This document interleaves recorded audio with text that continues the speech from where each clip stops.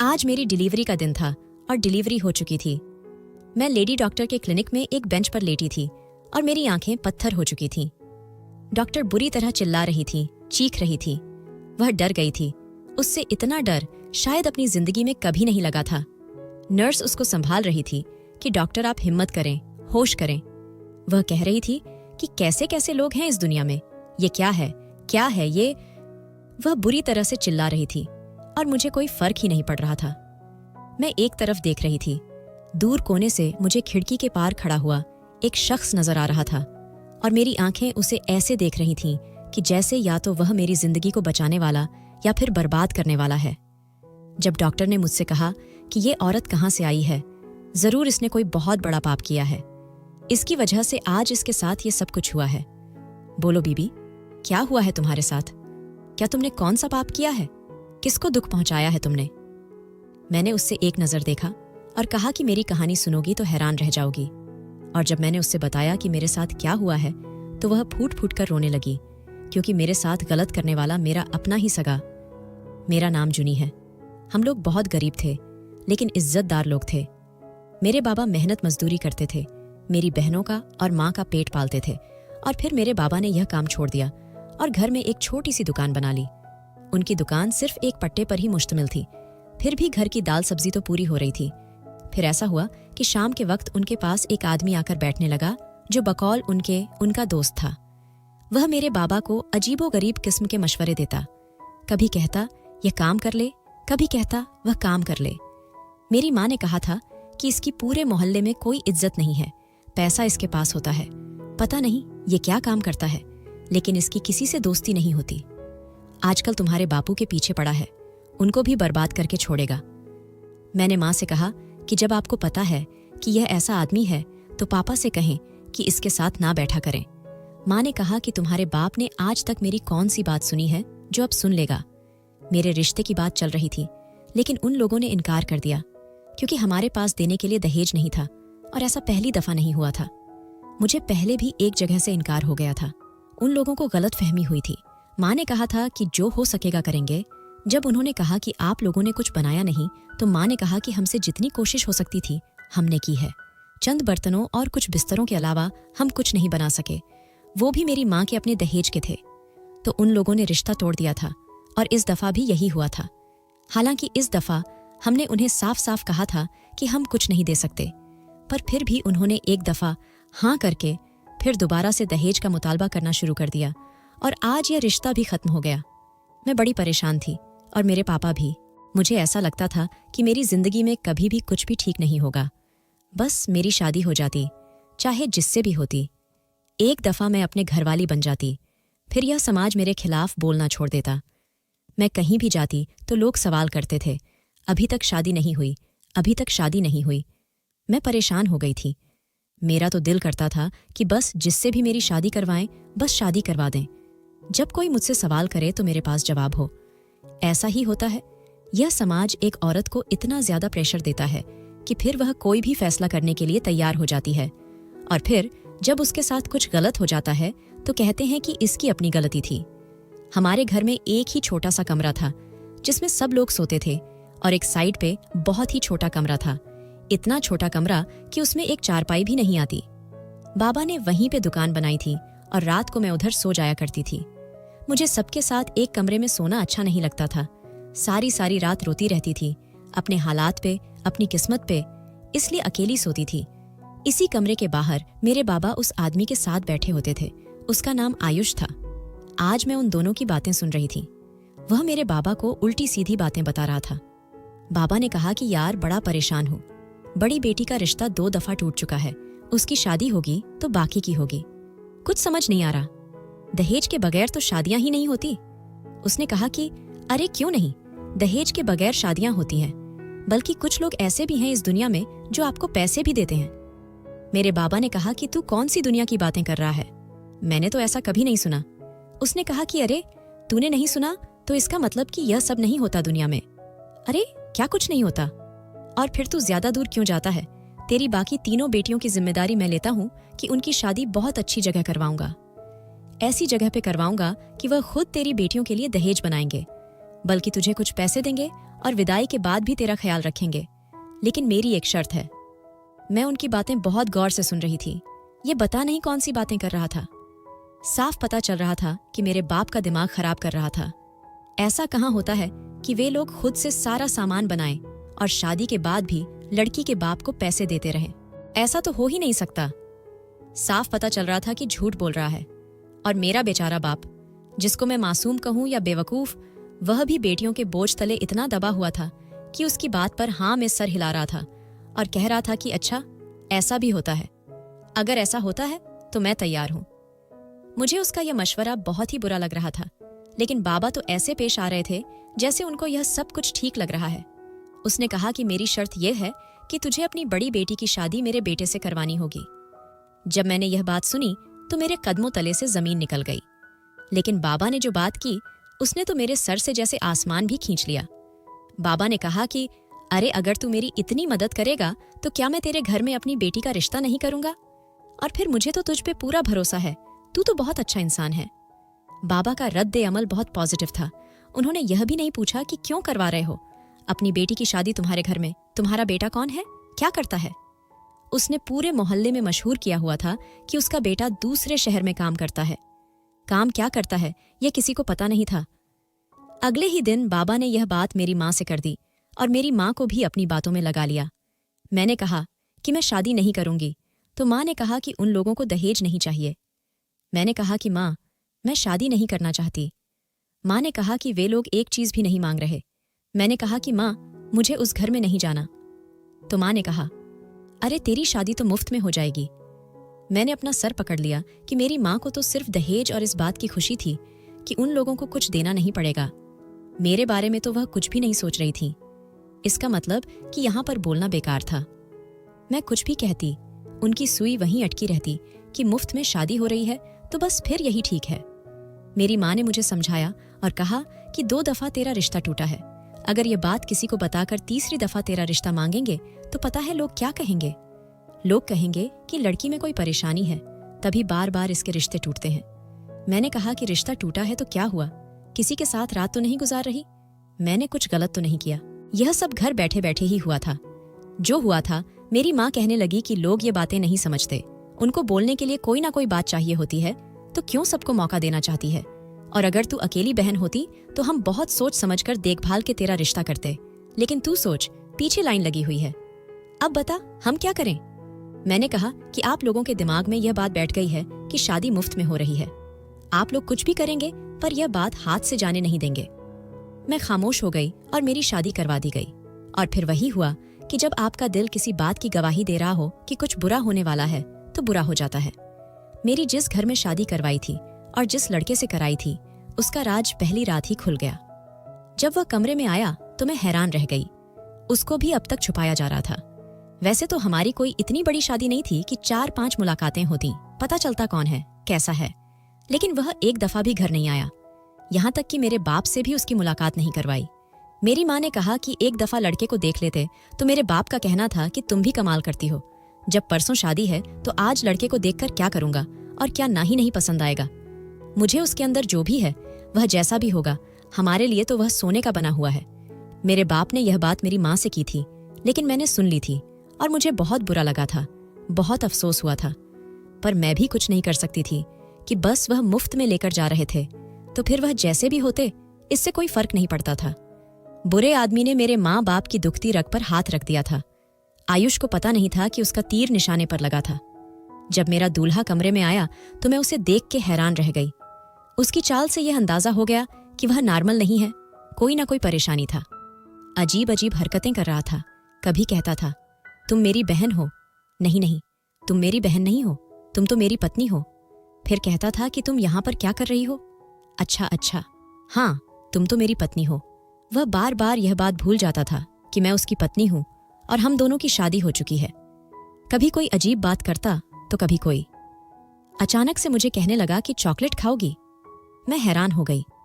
कौन सा मर्द अपनी औरत को शादी की पहली रात इस तरह की बातें करता है। ऐसी बातें तो कोई मजाक में भी नहीं करता, और उससे मेरे साथ इतना मजाक करने की क्या जरूरत थी। मंडप में तो वह बड़ा चुप करके बैठा था। जो उसको कह रहे थे वह कर रहा था। बड़े तरीके से नीचे सिर कर रहा था। उसने हर बात मानी थी। देखकर बड़ा संजीदा और गुस्से वाला लग रहा था, लेकिन अब उसकी हरकतें मुझे बिल्कुल ही बच्चों जैसी लग रही थीं और मैं थोड़ा थोड़ा समझ गई थी कि मामला क्या है। और फिर सुबह यह बात मेरी सास ने मुझे खुल के बता दी कि मेरा बेटा दिमागी तौर पर थोड़ा कमजोर है। उनका मतलब था कि उनका बेटा पागल है, बस उन्होंने यह बात जरा तरीके से की थी। उनका बेटा पागल था और बिल्कुल पागल था। मैंने अपनी सास से कहा कि आप तो मुझे समझदार लगती हैं। जब आपका बेटा पागल था तो उसकी शादी क्यों की है? मेरी जिंदगी क्यों बर्बाद की है? मेरी सास ने मुझे अनोखी बात बताई। उन्होंने कहा कि तेरी जिंदगी बर्बाद नहीं हुई है। देख, सब कुछ ठीक हो जाएगा। मैं तुझे पूरी बात बताती हूँ। हम लोगों के पास पैसों की कमी नहीं है और मेरे ससुर की बहुत बड़ी जायदाद है, लेकिन इस जायदाद को वह हिस्सों में करेंगे तो जितने ज्यादा वारिस होंगे हमें उतनी ज्यादा जायदाद मिलेगी। अब हमें 2 हिस्से तो मिलेंगे, एक मेरे पति का और एक मेरे बेटे का। लेकिन अगर मेरे बेटे के यहाँ भी कोई औलाद हो जाती है तो फिर हमें 3 हिस्से मिलेंगे। और अभी तक बाकी भाइयों में से किसी के भी बच्चों की शादी नहीं हुई है, क्योंकि मेरा पति सबसे बड़ा है। तो बात को समझ रही है ना? मेरा बेटा इस खानदान का सबसे बड़ा और पहला वाला कजिन है, इसीलिए उसको ज्यादा जायदाद मिलेगी, और उसके बेटे को उससे भी ज्यादा, क्योंकि सिर्फ वही है जिसकी अभी तक शादी हुई है। ये मेरे ससुर की चौथी पुश्त होगी, तो वह तो दिल खोल के नाज नखरे उठाएंगे। बस तुझे कुछ नहीं करना, तू सिर्फ औलाद पैदा कर ले, उसके बाद सब कुछ ठीक हो जाएगा। जब हमारे पास बहुत सारे पैसे आ जाएंगे ना, तो सबसे पहले हम तेरे पति का इलाज करवाएंगे। उसका इलाज तो हो सकता है, बस इतने पैसे ही नहीं थे, लाखों रुपये लगते हैं ना। अब लाखों रुपये इलाज पे कौन लगाता है? मैंने कहा कि आप लोगों की कहानी मेरी समझ से बाहर है। आप लोगों ने मेरे साथ अच्छा नहीं किया। मैं वापस चली जाऊंगी, अपने माँ बाप को सब कुछ बता दूंगी। तो मेरी सास का मैंने एक और रूप देखा। उन्होंने कहा कि खबरदार, जो यहाँ से निकलने का सोचा भी, और अगर तू वापस गई तो तेरी बहनें भी समझ के तेरे साथ ही सारी जिंदगी बैठी रहेंगी, उनके रिश्ते नहीं होंगे, माँ बाप पर क्या गुजरेगी। मैंने फूट फूट के रोना शुरू कर दिया। बात तो उसकी सच थी। मैं अपने कमरे में आ गई। मेरी किस्मत में रोना ही लिखा था। मैं घर में भी छुप छुप के रोती थी, अब यहाँ पे भी छुप छुप के रो रही थी। मेरा पति तो पागलपन के उस मुकाम पर था कि उसे यह पता ही नहीं था कि मैं उसकी पत्नी हूँ। तो फिर औलाद कैसे पैदा होती? यह सब क्या हो रहा था? मुझे तो ऐसा लग रहा था कि मेरी सास झूठ बोल रही है। बस अपने पागल बेटे की शादी करवाना चाहती थी और वो उसने करवा दी। और अब मैं यहाँ से जाऊं नहीं, इसलिए मुझे उम्मीदें दे रही है। लेकिन मुझे उन सब उम्मीदों की भी कुछ समझ नहीं आ रही थी। क्या गारंटी थी कि इलाज करवाने से यह शख्स ठीक हो जाता? और क्या गारंटी थी कि मेरे यहाँ बेटा ही पैदा होता? मैं बुरी तरह फंस गई थी और मुझे इस बात को समझने की जरूरत थी कि अब कुछ भी ठीक होने वाला नहीं था। कौन सी लड़की चाहती है कि उसकी जिंदगी एक पागल इंसान के साथ गुजरे? और लोग यह सोच भी नहीं सकते कि एक पागल इंसान के साथ अपनी शादीशुदा जिंदगी कैसे गुजार सकते हैं। मेरी सास रोज मुझसे अजीबोगरीब किस्म की बातें करती थी। मैंने फिल्मों और ड्रामों में देखा था कि यह जो सास का किरदार होता है, इसे बड़ा अजीब बनाया जाता है। यह आपसे कभी भी कोई भी सवाल कर लेती है और आप हैरान रह जाते हैं। मैं सोचती थी कि आम जिंदगी में कौन किससे ऐसी बात पूछ सकता है या आपको किसी ऐसी सूरत में डाल सकता है कि जिसका उसे भी पता हो कि इसके पास जवाब नहीं होगा। लेकिन मेरी सास रोज मुझे कई दफा ऐसी सूरत में डाल देती और कभी भी मुंह से कोई भी बात निकाल देती। मैं हैरान हो जाती थी कि क्या इनको शर्म नहीं, इनके अंदर थोड़ी सी तमीज नहीं है कि यह मुझसे किस किस्म की बातें पूछ रही हैं। इनकी बातों का मकसद सिर्फ यही होता था। वह मुझसे यही पूछना चाहती थी कि तुम हमें औलाद की खुशखबरी कब सुनाओगी। और मैं इनको यह चीख चीख कर कहना चाहती थी कि आपके बेटे को अपने बारे में भी नहीं पता कि वह खुद कौन है। अपने वह 4 नाम बना के बैठा है और आप चाहती हैं कि वह औलाद पैदा करे। एक पागल को क्या पता कि उसने अपनी जिंदगी के साथ क्या करना है।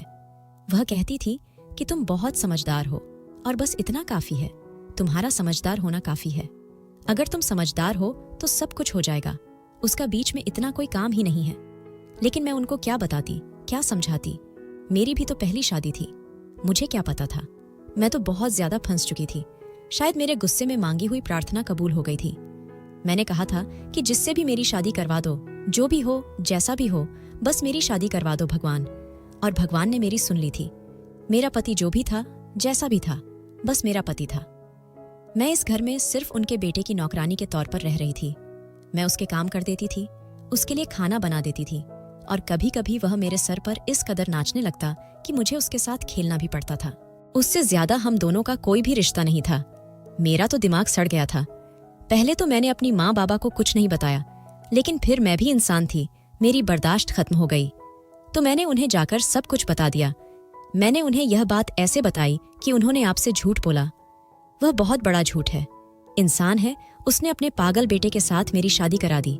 मेरी जिंदगी बर्बाद हो गई है। लेकिन यह महसूस करके मैं हैरान रह गई कि मेरे माँ बाप को पहले से ही यह पता था। उन्होंने कहा कि नहीं बेटा, वह पागल नहीं है, उसके ऊपर किसी ने जादू करवा दिया।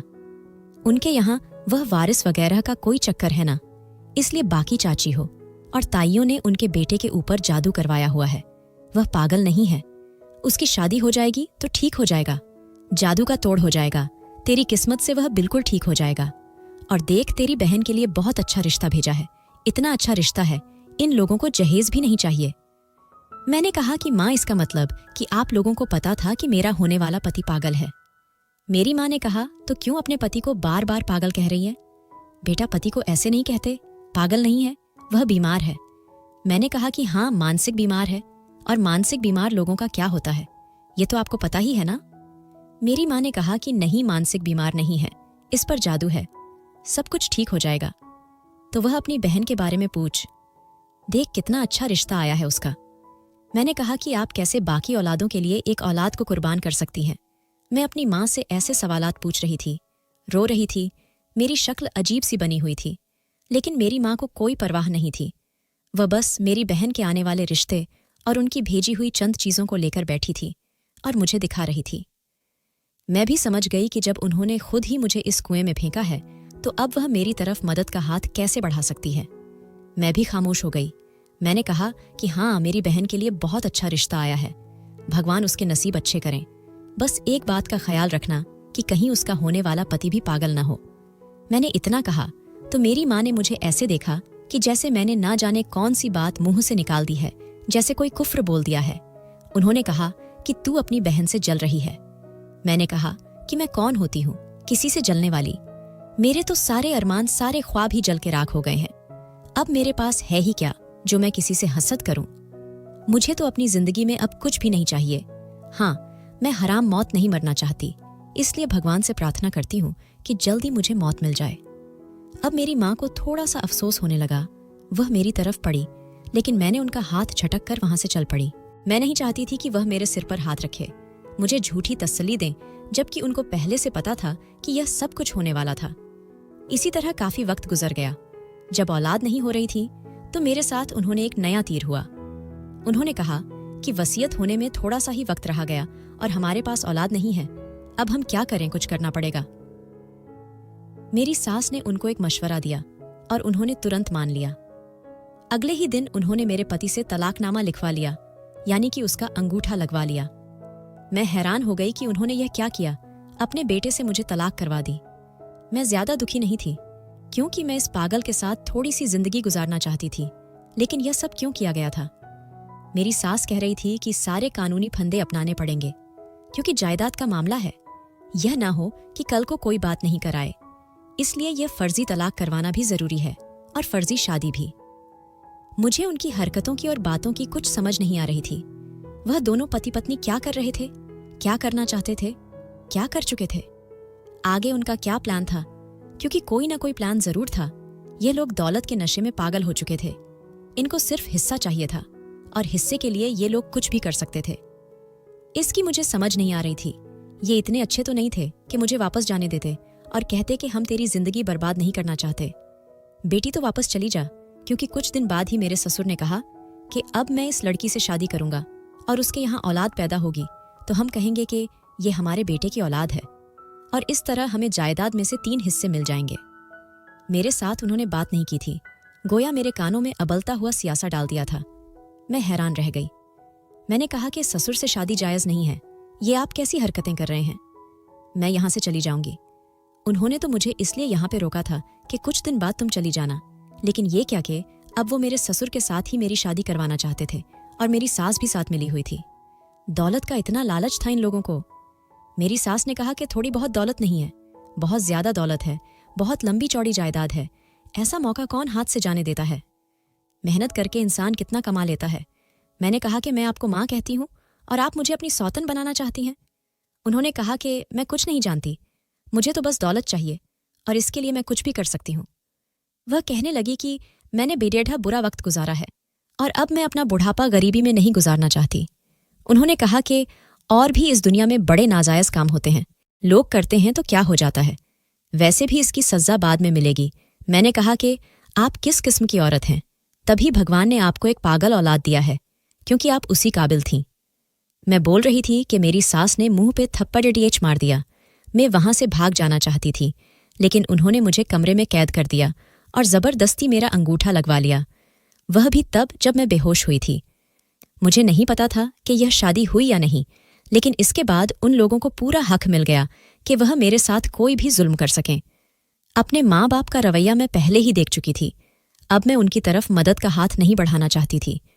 वह कैसे मेरी मदद करते? वह कभी भी मेरी मदद नहीं करते।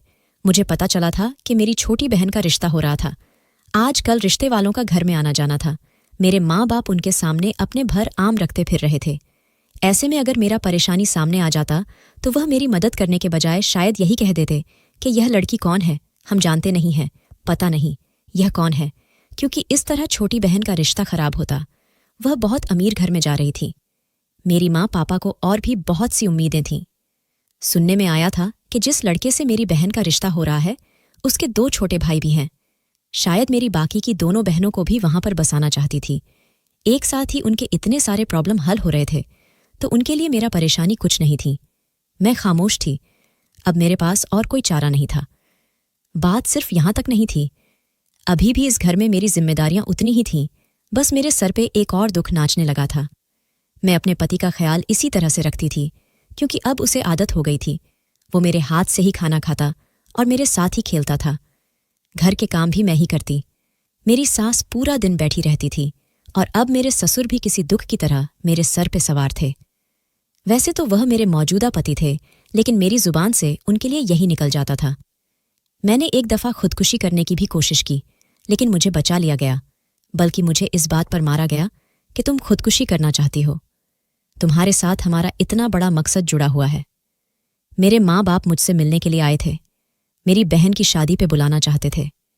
मैंने कह दिया था कि आऊंगी, लेकिन शादी पे नहीं गई। मैं जा ही नहीं सकती थी। मेरी शक्ल ही ऐसी बनी थी कि कोई भी देखता तो वह पहचान जाता कि मैं किसी मुसीबत में हूं। इसीलिए मैं किसी को यह अंदाजा भी नहीं करवाना चाहती थी कि मेरे साथ कुछ बुरा हो रहा है। जब मेरी कोई मदद ही नहीं कर सकता था तो मैं लोगों को अपना दुख सुनाकर क्या करती। सदमा तो मुझे उस दिन मिला जब मुझे पता चला कि मैं मां बनने वाली हूं। मेरे लिए खुशी का दिन नहीं था। मैं बिल्कुल भी खुश नहीं थी। मेरे अंदर ऐसी खुशी भी नहीं थी कि चलो कम से कम औलाद तो मेरी होगी।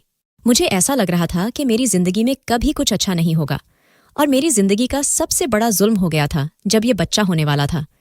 मैंने तब भी अपने आप को एक दफा मारने की कोशिश की, लेकिन मैं फिर से कामयाब नहीं हुई। शायद मौत भी मुझे अपनी आगोश में लेना नहीं चाहती थी। वो भी मुझसे तंग आ गई थी, मुझे अपने पास नहीं बुलाना चाहती थी। मुझे इस घर में सबसे ज्यादा हैरानी अपनी सास पे होती थी, जिन्होंने ये जानते हुए कि उनका बेटा पागल है, पहले उसके साथ मेरी शादी करवाई और फिर जायदाद के लालच में अपने ही पति के साथ मेरी शादी करवा दी। अब मुझे ऐसा लगता था कि जैसे मैं मर जाऊंगी तो सब कुछ ठीक हो जाएगा। मुझे मौत ही सारे मसलों का हल मालूम होती थी, लेकिन वो भी मेरे हिस्से में नहीं आती थी। ये लोग मुझसे आजकल खाना नहीं बनवाते थे कि कहीं मैं जहर ना मिला दूं, और अगर मैं उनके लिए चाय भी बनाती तो पहले वो चाय मुझे पिलाई जाती थी।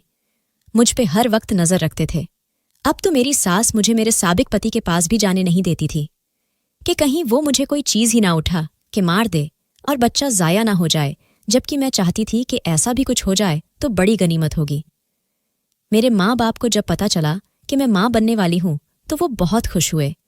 मुझे मेरी सास बार बार कहती थी कि डॉक्टर के पास चलो, पता करते हैं बच्चा कैसा है।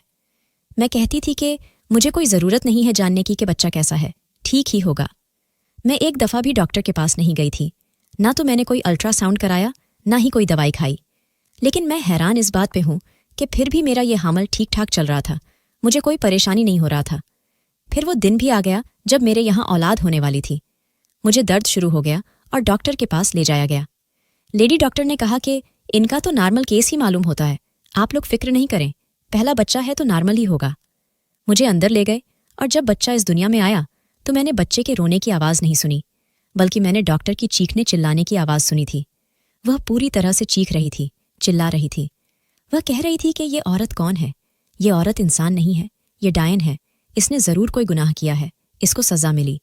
इसको ले जाओ यहाँ से, इसके बच्चे को भी ले जाओ। एक डॉक्टर जो बहुत ही ज़्यादा मुहज़्ज़ब होती है, बहुत तमीज़ से बोलती है, जब वो इस तरह से पागलों की तरह चिल्ला रही थी तो ज़रूर मामला कुछ और ही था।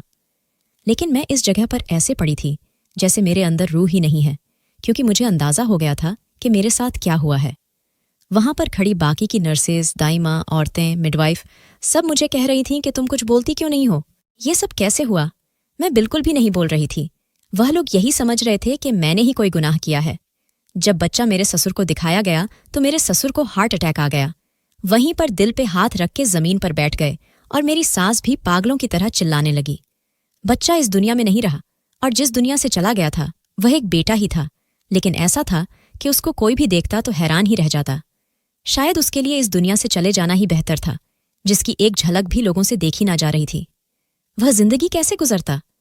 जब मुझे बताया गया कि तुम्हारे बच्चे को दफना दिया गया है तो मैंने फूट फूट के रोना शुरू कर दिया। मेरे अंदर बसा हुआ सारा दर्द बाहर आ गया और मैंने डॉक्टर को सब कुछ बता दिया। डॉक्टर हैरान रह गई। मेरी सास ससुर जब मुझे वापस ले जाने के लिए आए तो डॉक्टर ने इनकार कर दिया और कहा कि अब ये लड़की यहां से किसी बात से ही जाएगी, ऐसे नहीं जाएगी। उन्होंने वीमेन वेलफेयर वालों को बुला लिया और उन लोगों ने मेरा केस अपने हाथ में ले लिया।